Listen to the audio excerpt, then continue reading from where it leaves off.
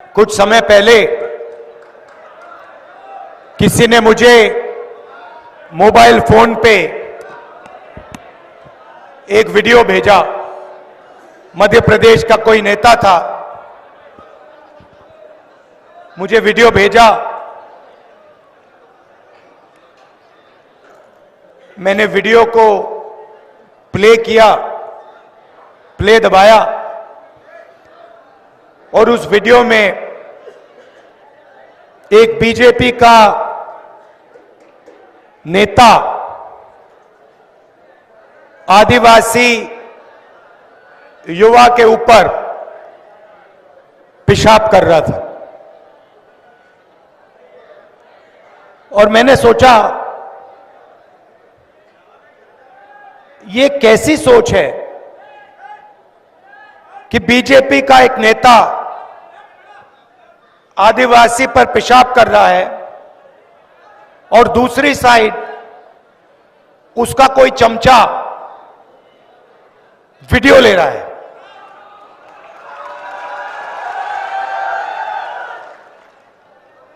और वो वीडियो सिर्फ मध्य प्रदेश में नहीं, पूरे देश में वायरल हुआ। शायद वो देश के बाहर भी गया होगा।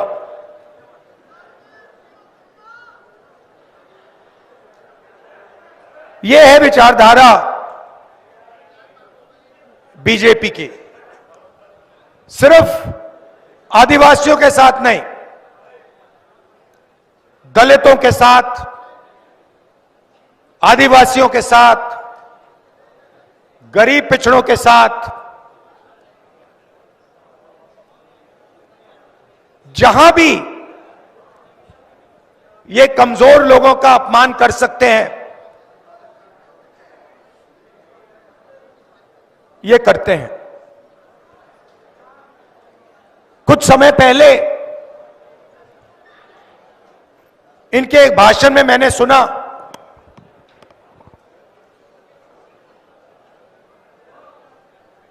आदिवासियों को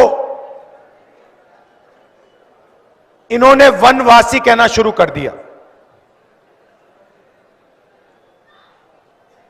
अब पता नहीं आप में से आप यहां युवा बैठे हैं, आप शायद कहो भाई इन दो शब्दों में क्या फर्क है, आदिवासी में और वनवासी में क्या बड़ा फर्क है। आदिवासी का मतलब वो व्यक्ति जो इस जमीन का सबसे पहला मालिक था।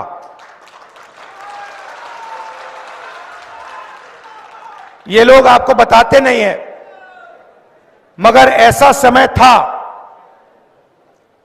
जब इस देश में, पूरे देश में आदिवासी लोग रहते थे। आप देश के पहले मालिक हो। और ये आपको आदिवासी नहीं कहना चाहते, क्योंकि अगर ये आपको आदिवासी कहेंगे तो इन्हें आपको जंगल, जल और जमीन का हक देना पड़ेगा। क्योंकि आप कहोगे मोदी जी, शिवराज जी, हम आदिवासी हैं। आदिवासी शब्द का मतलब है कि हम हिंदुस्तान के सबसे पहले मालिक हैं। ये जल, ये जंगल, ये जमीन हमारी थी और आज आपको जल, जमीन और जंगल का अधिकार हमें देना पड़ेगा। वनवासी का मतलब वो लोग जो जंगल में रहते हैं।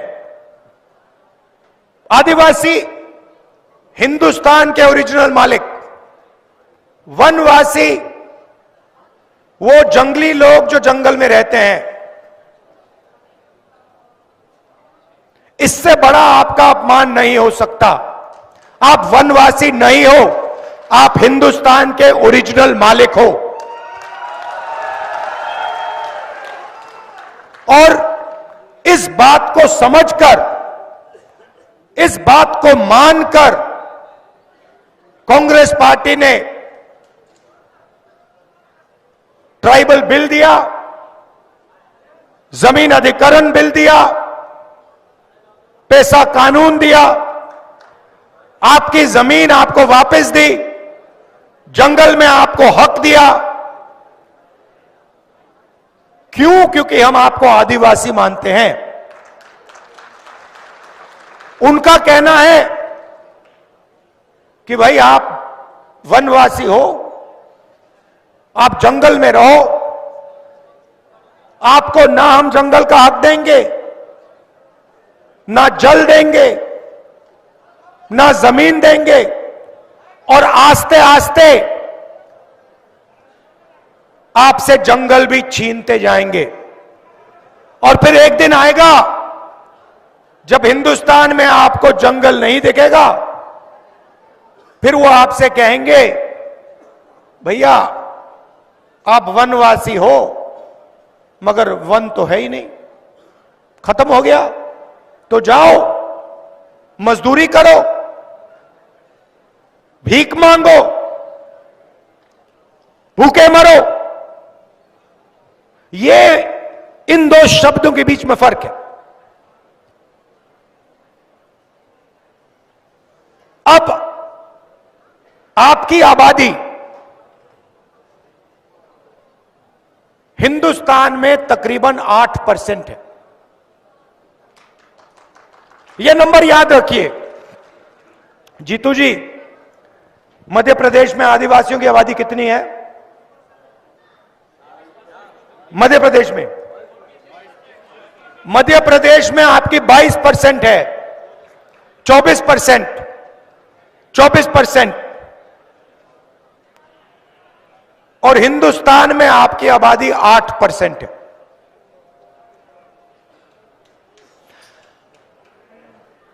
अब आप एक काम कीजिए, हिंदुस्तान की सबसे बड़ी कंपनियों की लिस्ट निकालिए। चाहते हो मैं आपको दे दूंगा, और उनके मालिकों के नाम पढ़िए। 200 मालिकों में से आपको एक मालिक आदिवासी वर्ग का नहीं मिलेगा। फिर मीडिया के मालिकों की लिस्ट निकालिए। ये बड़े बड़े जो एंकर हैं इनकी लिस्ट निकालिए। उस लिस्ट में आपको एक आदिवासी नाम नहीं मिलने वाला है। सही बोल रहा हूं, झूठ बोल रहा हूं? सही बोल रहा हूं ना? हिंदुस्तान की सरकार को 90 लोग चलाते हैं, आईएएस अफसर हैं,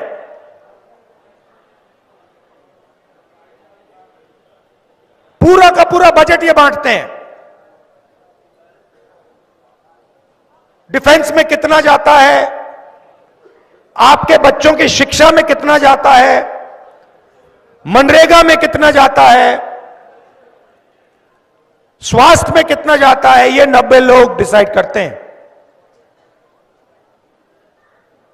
बड़े बड़े ऑफिसों में बैठते हैं, दिल्ली में मंत्रिमंडलों में बैठते हैं, और आपका पैसा, जीएसटी का पैसा जो आप देते हो, आप जो सिर हिला रहे हैं, आपने शर्ट खरीदी, 18% आपने दिया।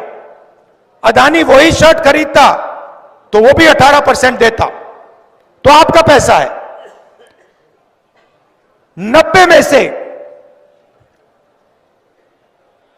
एक अफसर आदिवासी, एक।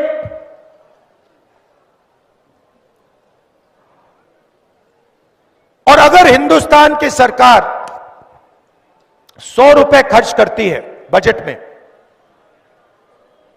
तो आदिवासी अफसर 10 पैसे का निर्णय लेते हैं। आबादी 8%, भागीदारी 100 रुपए में से 10 पैसे।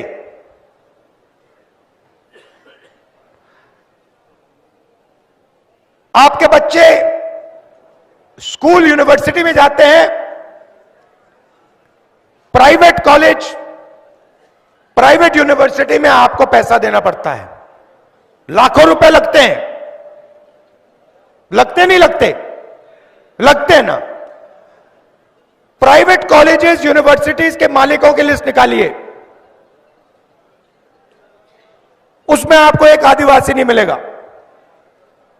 चोट लगती है, प्राइवेट अस्पताल में जाते हैं, लाखों रुपए चले जाते हैं, सरकार उनको जमीन देती है, प्राइवेट अस्पतालों को फ्री में। किसकी जमीन? आपकी जमीन। प्राइवेट अस्पतालों की लिस्ट निकालो, उसमें आपको एक आदिवासी नहीं मिलेगा, एक मालिक नहीं मिलेगा।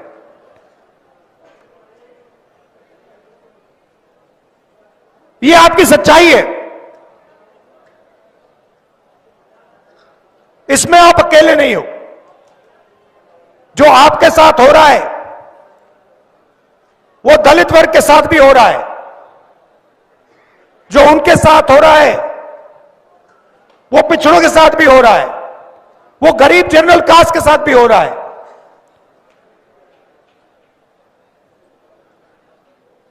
1-2% लोग हैं जिन्होंने पूरे हिंदुस्तान का कब्जा कर लिया है। अदानी जी यहां आपकी जमीन छीनते हैं, हिमाचल में सेब का बिजनेस करते हैं, मुंबई का एयरपोर्ट चलाते हैं, हिंदुस्तान के सारे पोर्ट्स उनके हाथ में, माइनिंग करते हैं, फूड स्टोरेज का बिजनेस करते हैं, सारा का सारा वही करते हैं।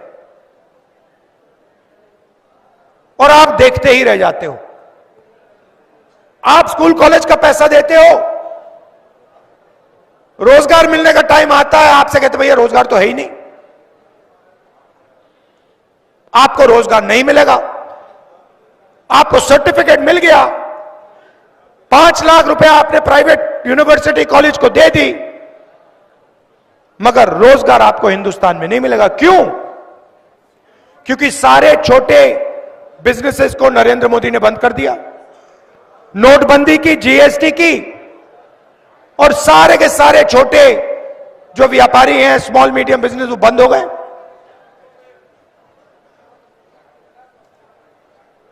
पूरा का पूरा काम 2-3 अरबपतियों के लिए हो रहा है। आपकी जमीन भी वो ले जाते हैं, पानी भी वो ले जाते हैं, जंगल भी उठा के ले जाते हैं।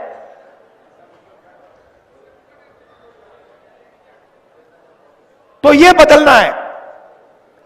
सबसे पहला कदम जाति जनगणना, जिससे सबको पता लग जाएगा इस देश में किसकी आबादी कितनी है, आदिवासी कितने हैं, उनके पास कितना धन है, कितनी संस्थाओं पर उनका कंट्रोल है, दलित कितने हैं, कितना धन है, कितनी संस्थाओं पर कंट्रोल है, पिछड़े कितने हैं, कितना धन है, कितनी संस्थाओं पर कंट्रोल है, साफ आपके सामने आ जाएगा।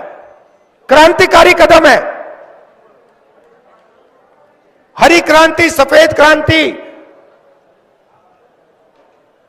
उतना बड़ा कदम है ये। और ये जैसे ही हमारी सरकार आएगी हम ये करके दे देंगे आपको।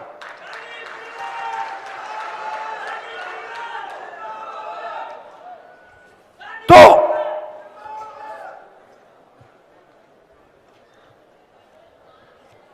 हम चाहते हैं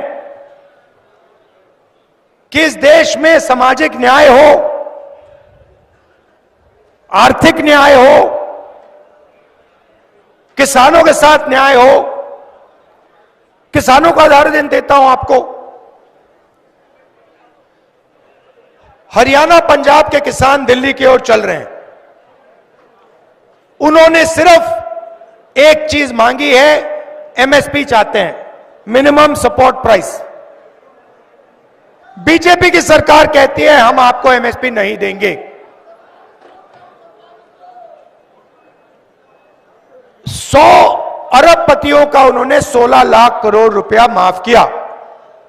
मतलब 24 साल मनरेगा का पैसा उन्होंने 100 लोगों का माफ कर दिया। और किसानों का कर्जा माफ नहीं कर सकते, किसानों को एमएसपी नहीं दे सकते।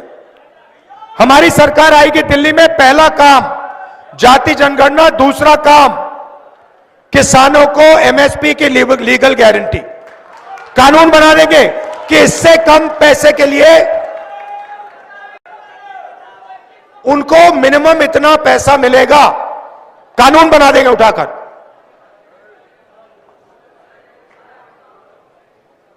तो ये हम आपके लिए करना चाहते हैं। मैं आपको सिर्फ यहां कहने आया हूं कि आप हमारा समर्थन करते हो, आप हमारे साथ खड़े होते हो, हम आपके साथ खड़े हैं। जो भी आप हमसे चाहते हैं हम करने को तैयार हैं। जल, जंगल और जमीन की लड़ाई हमारी लड़ाई है, आपकी लड़ाई है। एक साथ हम ये लड़ाई लड़ेंगे और इस लड़ाई को जीतेंगे और आपका जो हक है वो आपको दिलवाएंगे।